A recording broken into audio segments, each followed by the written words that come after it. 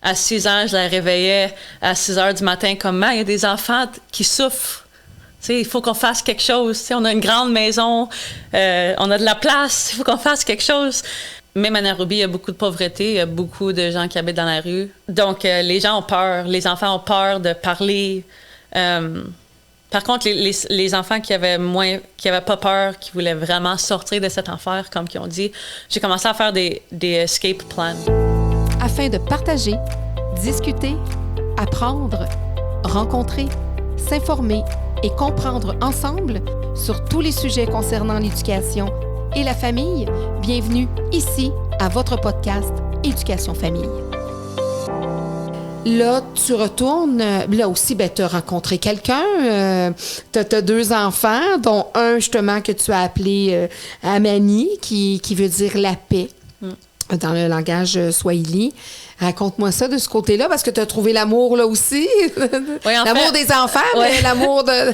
Non? C'est ça, mais je dis souvent que je suis allée au Kenya et tombée en amour, mais pas en amour d'un homme, en amour avec notre humanité. Mm-hmm.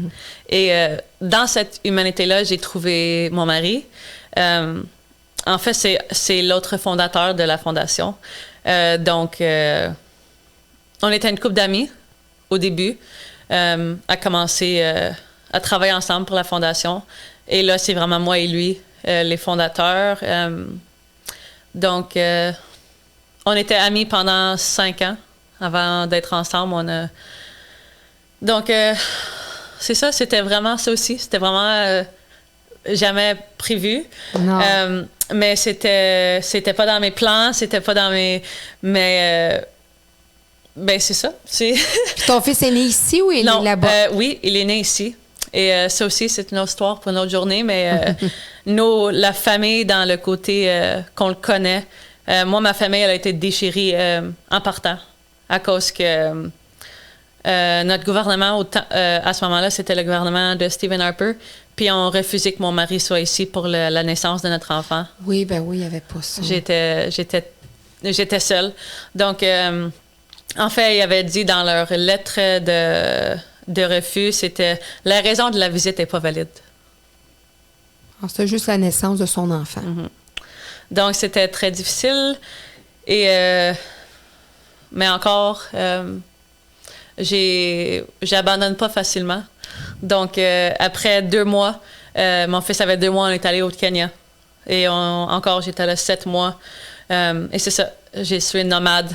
Souvent, soit ici au Canada ou au Kenya. Tu te promènes encore aujourd'hui pour la fondation. Exactement. Et tout ça. Tu vas rencontrer des enfants que vous aidez aussi? Oui, absolument. Même quand je suis ici, je leur parle souvent sur FaceTime. Oui, ça, les technologies, ça, c'est une bonne chose, des choses qu'il y avait avant. Avant qu'on commence l'entrevue, tu me parlais de stéréotypes. Tu sais, comme moi, la seule chose que je veux pas qu'on aborde, c'est les stéréotypes en lien avec l'Afrique.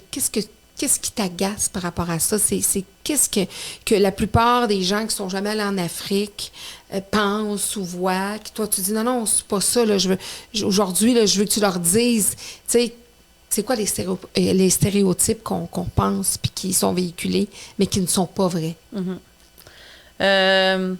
Je pourrais en écrire un livre, en fait, de ça. Et ça me rend autant triste que ça me frustre. Et je l'ai vécu même avec mon propre fils, ici, au Québec. Mm-hmm. Le racisme. Mm. Et même par des gens que j'aime et des gens qui m'aiment. Donc, c'est personnel aussi pour moi. Par contre, qu'est-ce qui me brise le cœur et qui me frustre beaucoup, c'est la division humaine. Ça vient d'où? Pourquoi, en 2021, on est capable de se commander de la bouffe sur Uber Eats, sur notre téléphone. On est capable de tout inventer, de tout créer, mais on n'est pas capable de se voir humain. Mm. Pourquoi? Il n'y a aucune raison autre que notre propre peur et nos propres pensées qu'on ne veut pas changer. Perception. Donc, l'Afrique, c'est un continent et non pas un pays. Oui, les gens, beaucoup de gens pensent ça. Vrai. C'est un continent, c'est vrai. Comme l'Amérique du Nord, qui est très diversifié. Il y a des gens il y a des gens comme partout au monde qui habitent dans ce continent-là. Il y a beaucoup de pays, il y a beaucoup de langages, il y a beaucoup de cultures, il y a beaucoup de vie, il y a beaucoup de choses différentes qu'ici. Il y a beaucoup de choses pareilles. Les gens partout au monde veulent juste une bonne vie. On veut toutes les mêmes choses à la base. Il y en a qui réussissent bien. Il y a de la pauvreté, mais j'ai dit ça, il y a des gens d'affaires, il y a des absolument. Il y a des gens. Beaucoup, il y a du nightlife, comme on disait. Ouais. Il y a des. Oui. Et c'est comme à Nairobi, par exemple, c'est une ville qui est pleine de vie. C'est une des villes où est-ce que le développement social, l'entrepreneuriat côté social est Nairobi, c'est une des villes qui développe le plus dans ces sens-là. Like business and small business and medium business, il y a beaucoup de gens partout au monde qui sont très intéressés à cause que les gens au Kenya, ils ont un hustle que en tant que business fait que tu grandis beaucoup et très vite à cause que une communauté, une grosse communauté. Et une autre affaire que les gens, on se fait dire beaucoup de l'enfance en adulte, même en tant qu'adulte, c'est que si tu travailles fort, t'as pas de misère. Il faut juste que tu travailles fort. Mais méritocratie, la méritocratie, c'est pas... Crée-moi, si c'était basé sur... Si tu travailles fort, tu ne serais pas dans la pauvreté, mais il n'y aurait personne de pauvre dans les enfants que j'aide. Parce que c'est les enfants les plus travaillants au monde. Puis les plus passionnés au monde. Mais la moyenne, l'argent que la famille fait par année est 200 $. Pour une famille de de 4 à 8 personnes. Puis pourquoi que ça existe? Pourquoi on entretient, on dirait, cette culture-là de tout le temps de la pauvreté? Puis tu comprends l'image, c'est une business, comme tu dis, là, c'est une business, parce que si on commençait à montrer trop d'images, comme quoi il y a des enfants qui s'en sortent ou qui... Tu sais, c'est comme paradoxal comme situation. Oui. Donc, la pauvreté est là. Oui. Il y en a beaucoup. L'abus du pouvoir est là. Le manque d'empathie est universel. Il y a des bonnes personnes, il y a des mauvaises personnes partout au monde. C'est pas à cause que tu es né au Québec, au Canada, que tu es une bonne personne puis que tes valeurs sont meilleures et que tu sais tout et tout le monde d'autre dans le monde sait rien. Et une question que j'ai souvent, c'est que Lexis, c'est des enfants au Québec qui ont besoin d'aide. Pourquoi tu vas ailleurs? Être donc ceux-là avant d'aider les autres. Et sur ça, j'ai 2 réponses. Il y a rien qui t'arrête de faire quelque chose toi-même. Sur tes passions. Vas-y fort. Ça, si toi, tu veux plus te concentrer à des gens dans le besoin au Québec, fais-le. Mais ma première réponse, c'est que nous avons... Il y a personne dans le monde qui vaut plus que quelqu'un d'autre et qu'un enfant dans le besoin et un enfant dans le besoin. Et moi, j'étais juste dans ce moment-là, par hasard, à ce temps-là, et j'ai fait quelque chose. Donc, et c'est ça, être humain. Ça, le podcast est sur éducation et famille. Moi, la définition d'une famille, pour moi, c'est pas juste mes 2 enfants, Amani, Charlie, ma mère, mon père, mes frères, mes sœurs. La famille, c'est plus que notre lignage familial, c'est plus que notre nom de famille pour moi. C'est les gens qu'on aime, les gens qui nous aiment, le potentiel qu'on voit dans d'autres personnes. C'est la connexion humaine. Moi, je peux créer une famille avec n'importe qui. On a une grosse famille à Ayamishima de 600 enfants. Ça, c'est ma famille. Et donc, un enfant dans le besoin est un enfant dans le besoin.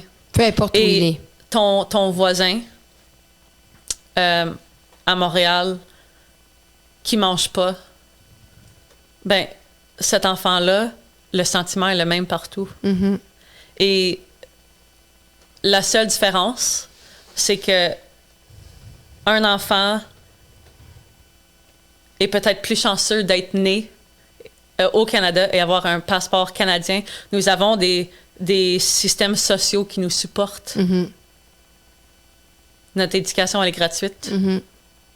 Assurance maladie aussi. Assurance maladie, assurance emploi. Donc, on a tendance à chialer beaucoup, mais nous avons beaucoup à apprécier. Oui. Nous sommes des gens très chanceux et nous n'avons pas fait grand-chose pour le mériter, autre que la loterie d'être né où est-ce qu'on est né. Exact. Donc, quelqu'un ne te ressemble pas, quelqu'un que tu ne connais pas, ça ne veut pas dire qu'ils sont moins ou valent moins ou méritent moins que toi, à cause que toi, tu travailles fort. Non, c'est ça, exactement. Donc ça, c'est des stéréotypes que j'entends et que je me fais souvent dire. C'est ça. Et ça me rend très triste et ça me rend aussi très fâchée, mais ça me motive aussi. Parce que ça veut dire qu'il y a encore beaucoup de travail à faire. C'est ça, j'allais dire. Encore beaucoup de travail à faire. Exactement. Il y a encore beaucoup de travail à faire. Puis là, tu as une équipe au moins, quand tu y vas, là, cette pression-là, puis ce danger-là qu'il y avait, est-ce que c'est complètement estompé ou tu sens encore des gens en Afrique qui... Est-ce que tu te sens quand même encore en danger à certains moments? Non, au contraire. OK. Je me sens chez moi quand je suis dans la communauté où est-ce que je travaille au Kenya. Donc, en fait, en ce moment, on ne travaille plus dans la même région. Nous avons décidé nous travaillons dans l'ouest du Kenya, dans une communauté très rurale, et où est-ce que le besoin est vraiment élevé. OK, donc là, c'est un endroit où c'est encore plus névralgique au niveau des enfants puis la prostitution. Il n'y a aucune ressource. On est la seule ressource. Donc, c'est ça. Les ressources, même les ressources très limitées qui existent au Kenya, gouvernementales, ils ne se rendent pas où est-ce qu'on est. Donc, nous sommes vraiment la seule ressource. Donc, non, c'est ça, c'est mon petit paradis. C'est comme un île où est-ce que tu vois que tout est possible, que le potentiel humain est illimité, à cause que tu vois des gens, tu vois des enfants, des adultes que, tu sais, ils ont toutes les raisons pour abandonner, mais c'est pas une option. Non.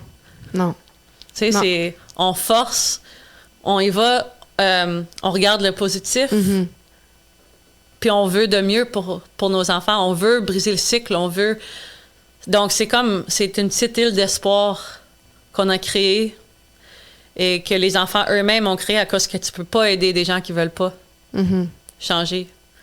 Donc, ça commence par eux-mêmes, puis ça commence par le désir. Et ça, c'est universel. Oui, exactement. Si on veut pas faire quelque chose, on le fera pas. Non, exactement. Si on veut pas changer les choses et s'aider aussi. Commençant dans notre propre vie. Ben oui, exactement. Si on veut pas, on peut soit chialer jusqu'à la fin de nos jours ou on peut changer notre vie. Donc. Puis, qu'est-ce que tu penses que ça... Là, ils sont tout petits encore, Charlie et Amani. Tu penses que de cette expérience-là que tu leur fais vivre un peu par la bande, parce que, bon, c'est leur racine aussi, leur papa est de là et tout ça. Qu'est-ce que tu penses que ça va leur apporter comme futur adolescent, futur adulte? Mais c'est intéressant à cause que pour moi, c'est normal, ma vie de nomade avec mes enfants. Mais il y a beaucoup de gens qui pensent que je suis folle, sûrement, d'apporter mes enfants partout. Amani il a déjà voyagé quasiment tous les continents du monde. Parce que tu voyages ailleurs aussi. Non, mais on s'est mariés au Barbade. OK. Et j'ai travaillé dans le nord du Québec aussi. OK. En éducation et développement international. Tu es là-bas en Afrique, quand tu es dans la région? On a notre propre maison. Okay. On a une maison. Et on habite dans la communauté où est-ce qu'on travaille. OK. Et je parle le Swahili. Mieux que le français, en fait. Ah oui? Oui. Donc, ça l'aide beaucoup. Et c'est ça. Donc, Amani et Charlie. Amani, il parle 4 langues. Il parle l'anglais, français, Inuktitut, qui est la langue de Charlie, à cause qu'il est oui, ben oui, parce qu'on en parlait. Tu as eu Amani avec ton conjoint, mais en plus, étant donné que tu as un don de soi et que tu es toujours en mission, tu as adopté Charlie. Parle-moi de Charlie. Comment il est venu dans votre vie, ce petit poulet-là? Nous sommes allés travailler dans le Nord, moi et mon mari. Dans le nord du Québec, au Nunavik. Charlie était un enfant qui avait besoin d'une maison temporaire, qui a été enlevé par la DPJ de chez lui. Et c'était pour 30 jours ou moins. Ça fait 2 ans et demi. Donc, cette famille d'accueil pour lui. Oui, c'est ça. Au mois de mai, c'est devenu officiel que il va être avec nous jusqu'à la majorité. Et tu disais, vous ne pouvez pas l'adopter parce que, étant donné que c'est un enfant Innu, ce sont seulement des personnes Innu qui peuvent adopter. Exactement. Des enfants Innu. Donc, mais on est sa famille d'accueil. Oui. Oui, puis rendu à la majorité, oui, vous êtes c'est comme c'est. Donc, c'est ça. Donc, c'est là qu'on a rencontré Charlie. C'est en travaillant dans le Nord. C'est là qu'Amani a encore eu une autre expérience de vie, un autre langage, une autre culture, d'autres expériences. Donc, c'est un petit peu plus froid aussi? Oui, pas mal. Moins 50 l'hiver. Moins 55 le plus froid. C'est vraiment, là, on est encore vraiment, c'est extrême aussi, température de l'Afrique, température du Grand Nord. Donc, c'est toute une expérience.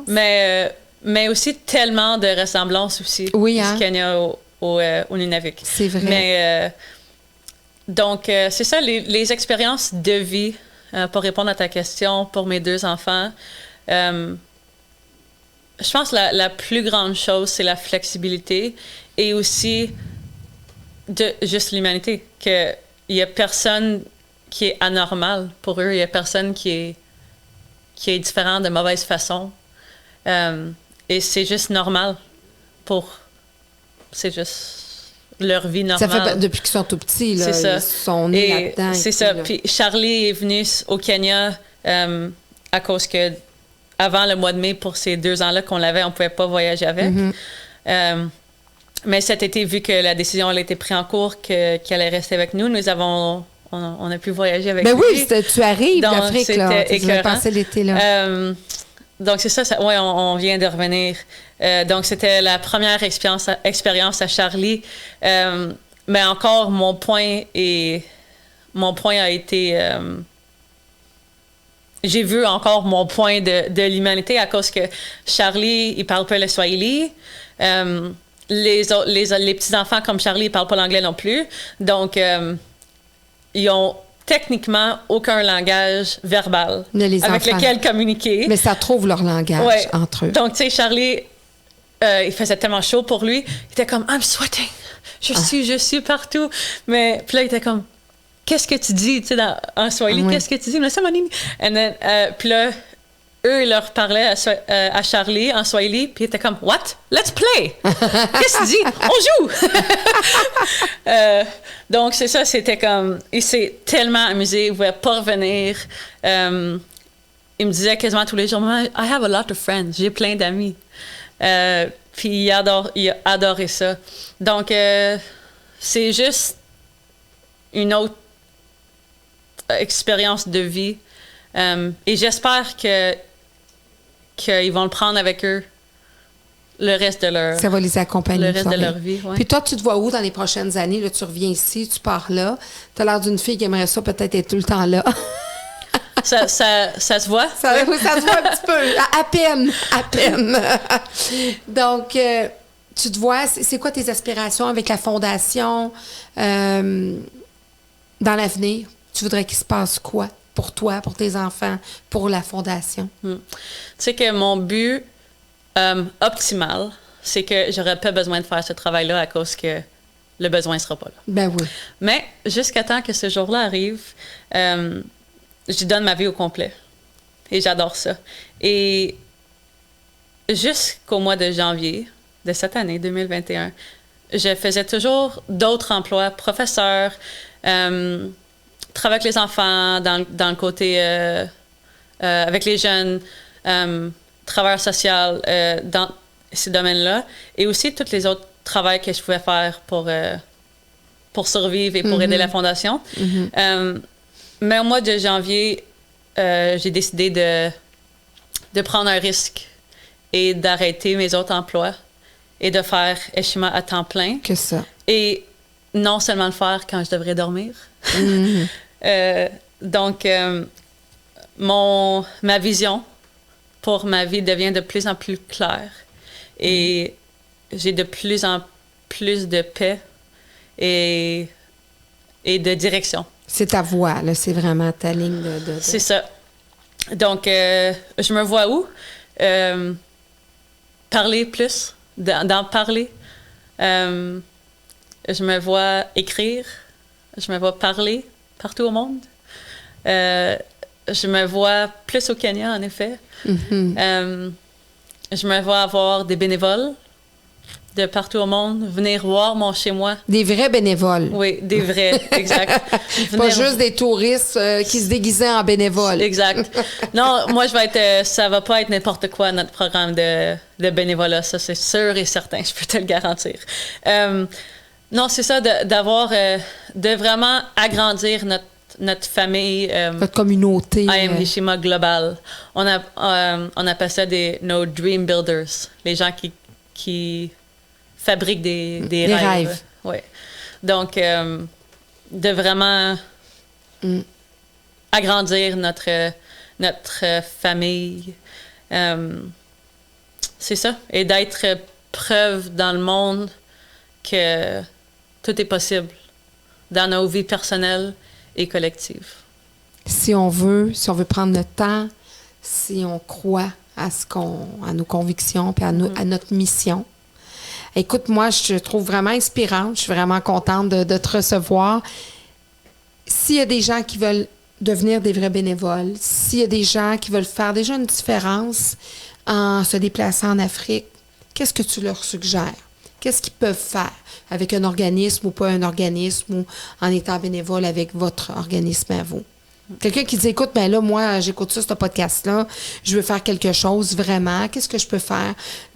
Soit en me déplaçant ou en aidant financièrement, qu'est-ce qu'ils peuvent faire? C'est une question que je reçois beaucoup, donc merci.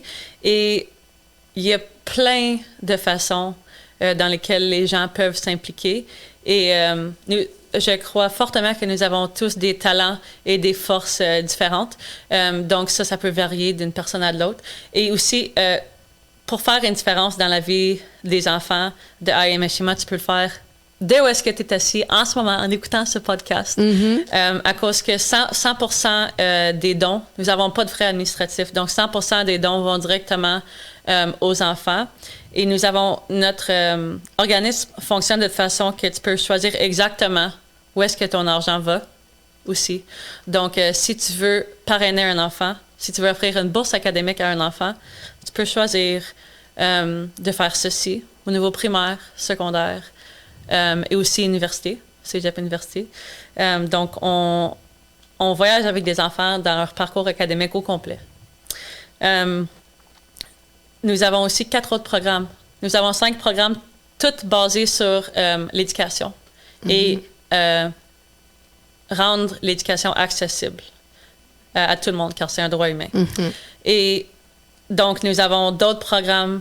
Nous avons un programme pour les filles, à cause que dans notre communauté, les seules personnes qui ont de l'argent liquide, c'est les chauffeurs de taxi de moto. Okay. On n'a pas d'auto dans notre communauté. Okay.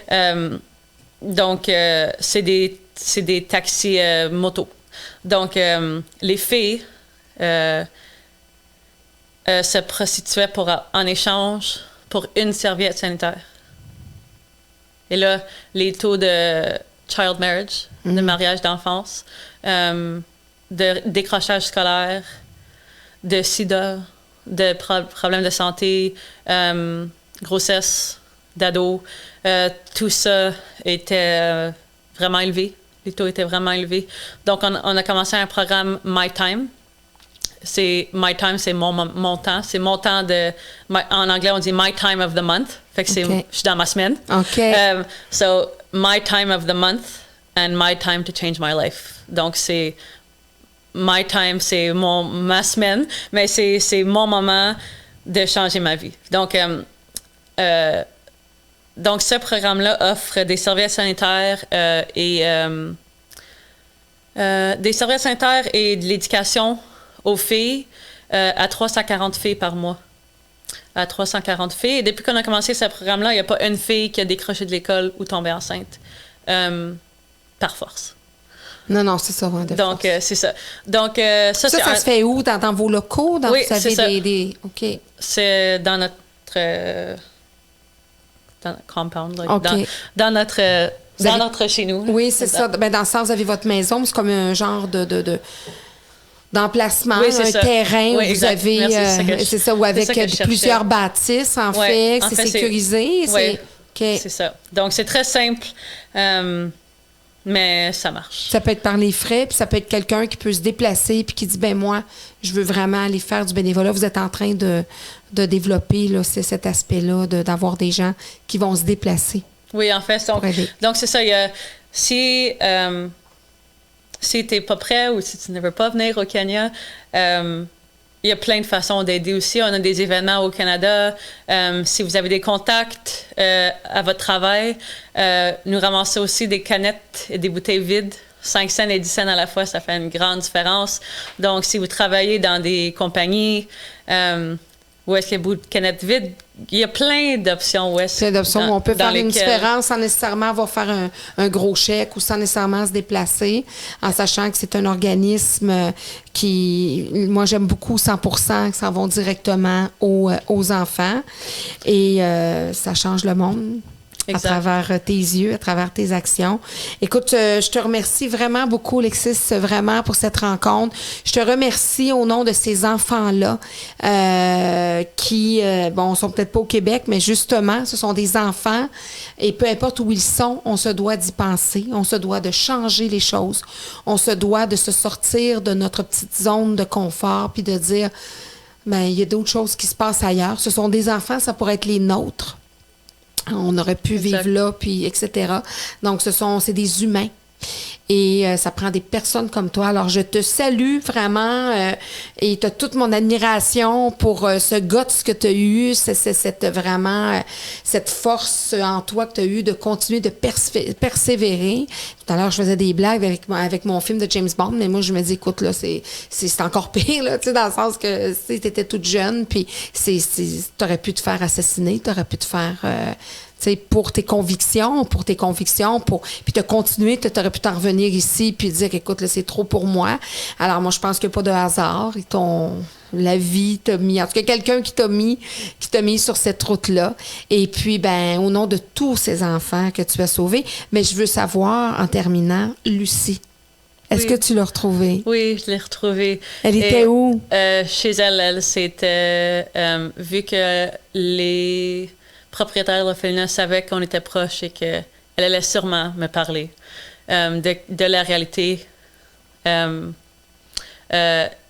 Elle s'est enfuie et eux, ils voulaient s'assurer que je la trouve pas à cause qu'elle allait me parler de la réalité. Mais je l'ai trouvée. Est-ce que tu as encore contact avec elle? Elle a 20 ans. Oh là là, puis elle fait quoi? Elle est une maman. Elle a fini le secondaire et là, elle trouve son parcours.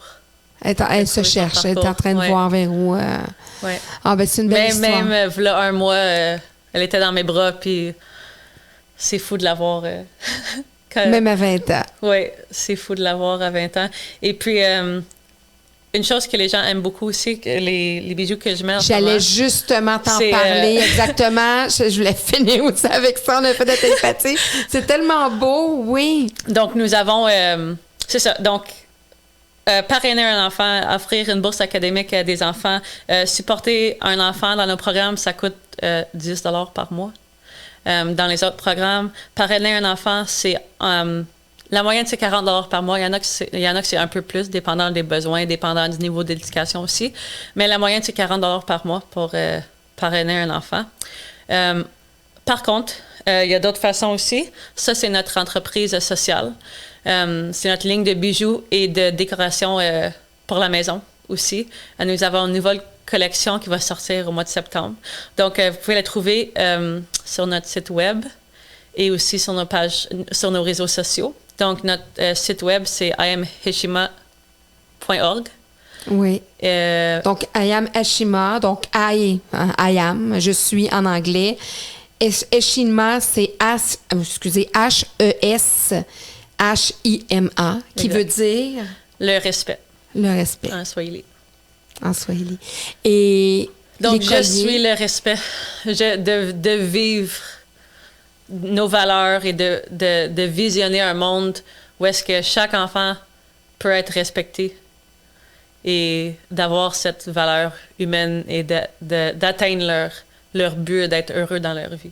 Puis le collier, les colliers que tu vends, tu sais, naturellement, c'est de style, justement, de style africain. C'est-tu fait par les gens là-bas? Oui, c'est tout fait à la main, acheté directement par les artistes et tous les profits vont à notre fondation. Puis, as-tu une signification particulière, ce collier-là, avec plusieurs mailles ou c'est tout simplement artistique?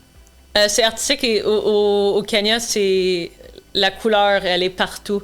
Donc, tous les bijoux que nous avons, c'est des morceaux qui parlent. C'est des morceaux c'est des gros morceaux, c'est des morceaux qui ont de la valeur. Les gens ont beaucoup de fierté dans leur art, dans les choses qui créent comme partout au monde.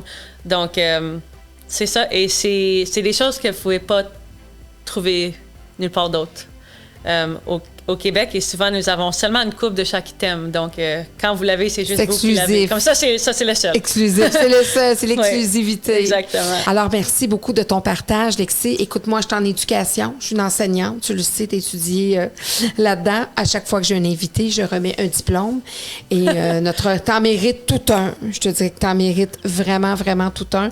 Et je te découvre encore plus à travers notre entrevue. Alors, je te lis.